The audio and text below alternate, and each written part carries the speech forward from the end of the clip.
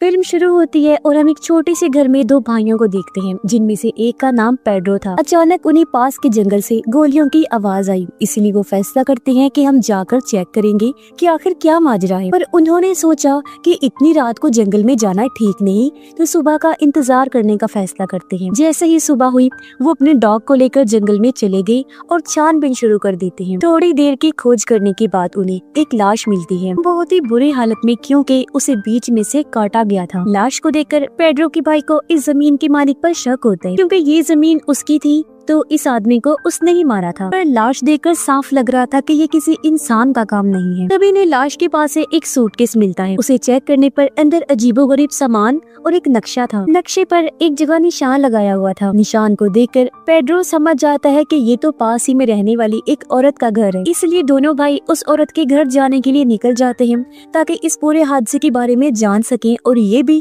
कि ये मरने वाला आदमी कौन था। औरत के घर पहुंचकर जब इन्होंने पूछा तो पता चला कि वो आदमी दरअसल एक क्लीनर था, जिसे वैसे तो आमतौर पर प्रीस्ट कहते हैं, पर मूवी में उसे क्लीनर कहा गया है, जो इवल यानी कोई बुरी ताकत जैसे डीमन, शैतान वगैरह भगाने का काम करती। औरत कहती है कि मैंने उस क्लीनर को इसलिए अपने घर बुलाया था ताकि वो मेरे बेटे को खत्म कर सके, क्योंकि मेरा बेटा पिछले काफी टाइम से एक रॉटन बन चुका है, यानी उसका जिस्म पूरी तरह सड़ चुका है। दरअसल उसे एक इवल स्पिरिट, किसी बुरी ताकत जैसे कि डीमन वगैरह ने पोजेस्ट कर लिया था, यानी अपने कंट्रोल में कर लिया था, जिस वजह से उसका जिस्म काफी मोटा हो गया था। तो ऐसा जिस्म रॉटन बन जाता है, जो बस बिस्तर पर ही पड़ा रहता है और उसमें से पस निकलती रहती है, क्योंकि शैतान के कंट्रोल में आने से वो आदमी कुछ करने के काबिल नहीं रहता। और इवल शैतान उस इंसान को तब तक तड़पाता रहता है जब तक कोई क्लीनर या कोई और इंसान उसे मार ना दे। पर अगर कोई दूसरा इंसान इस रॉटन को खत्म करता है तो वो इवल आत्मा उस मारने वाले इंसान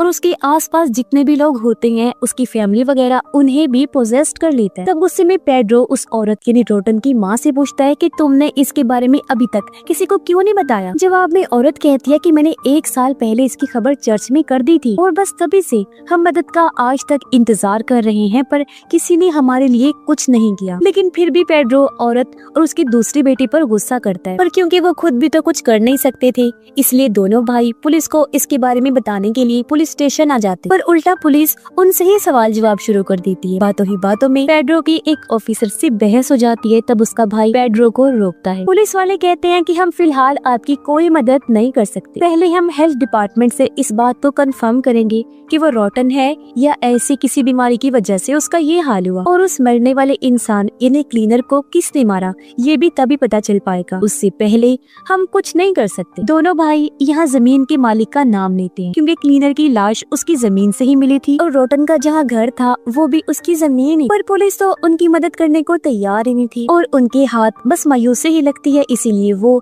खुद ही जमीन के मालिक से जा मिलते हैं, उसे रॉटन और क्लीनर की लाश के बारे में बताते हैं। अब यहाँ जमीन के मालिक की बातों से हमें पता चलता है कि हर कोई उस पर शक क्यों करता है। दरअसल वो रॉटन और उसकी फैमिली जबरदस्ती इस मालिक की जमीन पर रह रही थी, जो बात उसे बिल्कुल पसंद नहीं, जिससे सबको ये लगता है कि जमीन के मालिक ने ही उस क्लीनर को मार दिया ताकि वो रॉटन के घर जा ना पाए और रॉटन इसी हालत में रही। पर वो जमीन का मालिक नहीं, कोई और ही है जो इस सब के पीछे था, जो नहीं चाहता था कि क्लीनर रॉटन के घर पहुँचे और उसे मार दिया। पर जमीन के मालिक को रॉटन वाली बातों पर यकीन नहीं था। उसे लग रहा था कि ये कोई साजिश है ताकि मुझसे मेरी जमीन छीन ली जाए। अब इस बात से गुस्सा होकर जमीन का मालिक रात को रॉटन को मारने के लिए चला जाता है, पर रॉटन की माँ उसे ऐसा करने से मना करती है, क्योंकि वो क्लीनर नहीं है, आम आदमी है। तो अगर उसने रॉटन को मार दिया तो इवल जमीन के मालिक और रॉटन की फैमिली को भी अपने कब्जे में ले लेगा और उन्हें भी ऐसे ही तड़पाएगा, क्योंकि रॉटन के अंदर जो इवल आत्मा है वो लोगों के डर के साथ खेलती है, उनके डर को उन्हीं लोगों के खिलाफ इस्तेमाल करके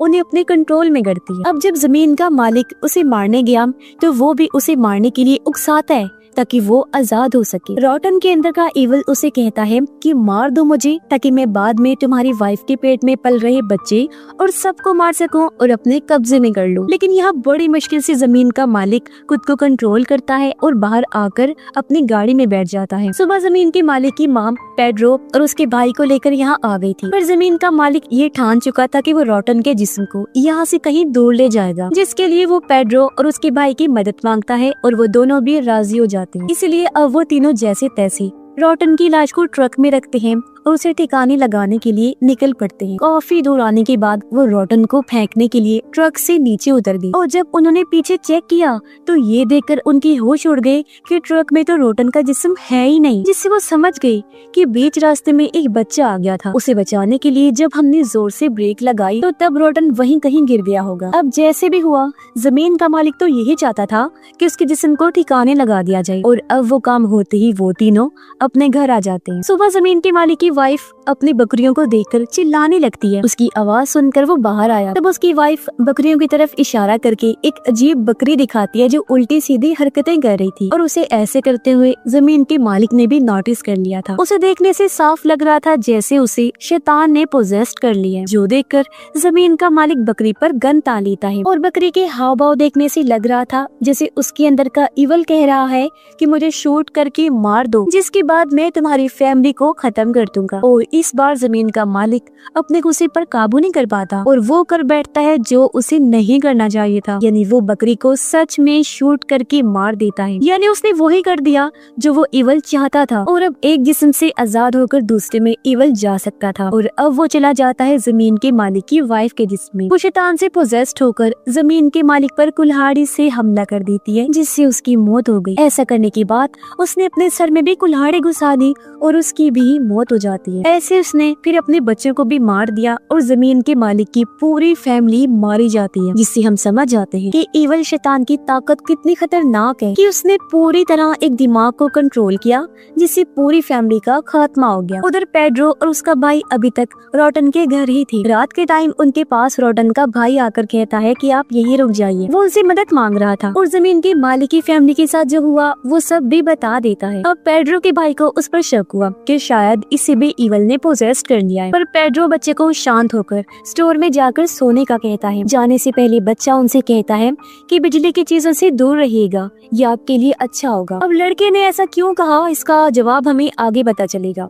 अब कहीं न कहीं पेड्रो और उसके भाई को आने वाले खतरे की भनक हो गई थी, इसलिए वो सुबह ही इस जगह को छोड़ने का फैसला करते हैं। साथ ही पेड्रो अपने भाई को कहता है कि हम अपना सारा सामान यहीं छोड़कर जाएंगे, ताकि हमारे साथ इवल का जरा सा हिस्सा या असर उस जगह तक ना चला जाए जहाँ हम जा रहे हैं। अगली सुबह पेड्रो अपनी एक्स वाइफ, जिसे वो छोड़ चुका था, उसके घर जाकर अपने कपड़ों को आग लगाकर जला देता है। और उसकी एक्स वाइफ पेड्रो से लड़ने लगती है, कहती है कि तुम अब क्यों मेरी जिंदगी बर्बाद करने आ गई हो। इसी बीच हमने देखा कि पेड्रो की एक्स वाइफ की बेटी पर उनका डॉग हमला करके उसे अपने साथ बाहर ले जाता है। दरअसल पेड्रो के कपड़े जलने से पहले डॉग ने वो चाट लिए थी, जिससे इवल डॉग को पोजेस्ट कर लेता है। अब पेड्रो की वाइफ का हस्बैंड अपनी बेटी और डॉग को ढूंढने बाहर जाता है। पेड्रो उसे कहता है कि कुछ भी हो जाए पर डॉग को शूट मत करना, पर जाहिर सी बात है ऐसी सूरत हाल में इंसान का दिमाग कहाँ काम करता है। इसलिए जब पेड्रो देखने बाहर गया तो उसकी एक्स वाइफ के हस्बैंड ने डॉग को शूट करके मार दिया था, जिससे दिल ही दिल में पेड्रो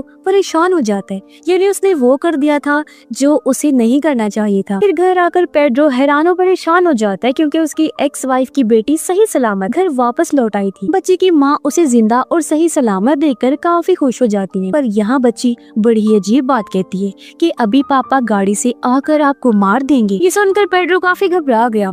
वो गैराज से गाड़ी लेकर अपने दोनों बेटों को गाड़ी में बिठाता है और यहाँ से निकलने वाला होता है, पर तभी उसने देखा कि मेरी एक्स वाइफ का हस्बैंड गाड़ी लेकर आया और उसने उसकी वाइफ को टक्कर मार दी, जिससे ऐसा लग रहा था कि वो मारी गई। पर ये चीज देखकर बच्ची घबराई नहीं बल्कि हंसने लगती है, क्योंकि बच्ची को भी इवल ने पोजेस्ट कर लिया था। फिर उसके डैड को किया और उसने अपनी वाइफ को भी मार दिया था, जो देखकर पेड्रो अपने बेटों को लेकर फौरन निकल गया और अपनी मॉम के घर आ जाता है, जहाँ उसका भाई भी पहले से ही आ चुका था। और अब पेड्रो अपनी माँ और भाई को भी गाड़ी में बिठाता है और टाउन से निकलने के लिए वो लोग निकल पड़ते। रास्ते में पेड्रो का बेटा अपनी दादी को कहता है कि हमें पोजेशन और पोजेस्ट होने के बारे में तो बताएं। अब दादी कहती है कि इस पोजेशन और पोजेस्ट हुए जिस्म से बचने के 7 असूल हैं। पहला ये कि आपको बिजली की चीजों से दूर रहना है, यानी वही बात जो रोटन के भाई ने भी कही थी, तो इसकी वजह ये थी। दूसरा असूल है जानवरों से दूर रहें। तीसरा कि पोजेस्ट हुए इंसान की ऐसी किसी भी चीज को इस्तेमाल ना करें जो उसे सबसे ज्यादा प्यारी हो। चौथा कि उन्हें दुख ना दो। तकलीफ ना पहुंचाओ। 5वां कि ईवल या शैतान को कभी भी उनके नाम से ना पुकारो। 6 कि कभी भी पोजेस्ड इंसान को गन से मत मारो। 7वां और आखिरी कि आपको कभी भी किसी चीज से नहीं डरना, हर चीज में बहादुरी का मुजाहिरा करना है, यहाँ तक कि आपको मौत से भी नहीं डरना। अब तभी पेड्रो का दूसरा बेटा, जिसे एक ऐसी बीमारी थी कि वो किसी भी बात का जवाब नहीं दे सकता था, वो अचानक बोल पड़ा और ईवल का नाम लेने लगता है, जिससे वो लोग काफी घबरा जाते हैं। तभी पेड्रो के फोन पर उसकी एक्स वाइफ की कॉल आती है, जो उसकी मॉम के हाथ में था। उसकी कॉल देखकर सभी लोग काफी दंग रह जाते हैं, क्योंकि जिस तरह कार ने उसे टक्कर मारी थी, किसी का भी बचना नामुमकिन था। और ये चीज पेड्रो ने भी देख ली थी कि वो मारी गई है, लेकिन वो फिर भी कॉल उठाता है, जहाँ उसकी वाइफ पेड्रो को बुरा भला कहती है और ये भी कि मैं अपने दोनों बच्चों को लेने जरूर आऊँ। ये सुनकर पेड्रो काफी परेशान हो जाते। वो इस सब का जिम्मेदार खुद को समझ रहा था, साथ ही वो इन चीजों से तंग आ चुका था। तब उसका भाई पेड्रो को समझाते हुए शांत करता है। अब ये लोग टाउन से तो निकल आए थे, पर इनके पास कोई जगह नहीं थी जहाँ ये जा सकते। पेड्रो का भाई उसे बताता है कि यहाँ से कुछ दूरी के फासले पर मिर्था नाम की एक औरत रहती है, जिसे मैं जानता हूँ। हम वहाँ चलते हैं, क्योंकि वो रहने में भी हमारी मदद कर देगी और पैसे भी दे देगी, क्योंकि वो काफी भली औरत है। इसीलिए वो लोग मिर्था के घर जा पहुँचे, जो एक क्लीनर भी रह चुकी है और आज भी वो सारे असूलों पर अमल करती। वो इन्हें अपने घर में रहने की इजाजत दे देती है। पेड्रो का भाई मिर्था को भी वो सब बता देता है जो अब तक इनके साथ हो चुका था। इसी बीच हम पेड्रो और उसके भाई को भी आपस में बात करते हुए देखते हैं और हमें अंदाजा हो जाता है कि उन दोनों भाइयों में बहुत प्यार है। अब आधी रात को पेड्रो की वाइफ वहाँ आई। वो उसके छोटे बेटे को लेकर बालकनी से कूद जाती है। पेड्रो ने भी उसे देख लिया था। उसे रोकने से पहले ही वो कूद चुकी थी और जब चेक किया गया तो वो गायब हो चुकी थी। इसलिए पेड्रो को अपने छोटे बेटे की फिक्र होने लगती है। अब मिर्था, जो क्लीनर होने की वजह से ईवल या पोजेस्ड को देख सकती थी, वो पेड्रो के बड़े बेटे को देखकर समझ जाती है कि ये भी पोजेस्ड हो चुका है। वो बताती है कि ईवल इसके जिस्म में घुस गया है, पर क्योंकि ये ऐसा बच्चा है जो चुप रहता है, बोलता नहीं, तो इस वजह से ईवल अभी तक इसके दिमाग को कंट्रोल नहीं कर पा रहा। इस वजह से ईवल बस इसके अंदर कैद है। इसके बाद मिर्था अपने सारे क्लीनिंग के सामान को इकट्ठा करती है, यानी हथियार और जरूरी सामान, और कहती है कि हमें रोटन को खत्म करना ही होगा। पर पेड्रो का भाई कहता है मेरे हिसाब से रोटन खत्म हो गया होगा, तभी तो इतनी ज्यादा पोजेशन हो रही है। एक के बाद एक ईवल सबको पोजेस करता जा रहा है। पर मिर्था उसे बताती है कि नहीं, ये जानकारी गलत है, ये चीज ऐसे काम नहीं करती। ये सारी पोजेशन असल में ईवल के पैदा होने के लिए हो रही है। पेड्रो का भाई उसे बताता है कि हमने रोटन को कहीं और छोड़ दिया था। मिर्था कहती है कि ये तो सबसे गलत किया तुम लोगों ने। तब पेड्रो कहता है हम कुछ नहीं कर सकते थे, क्योंकि ऐसा करने के लिए हमें जमीन के मालिक ने मजबूर किया था। अब पेड्रो का भाई पेड्रो की एक्स वाइफ और बेटे को ढूंढने, जबकि पेड्रो और मिर्था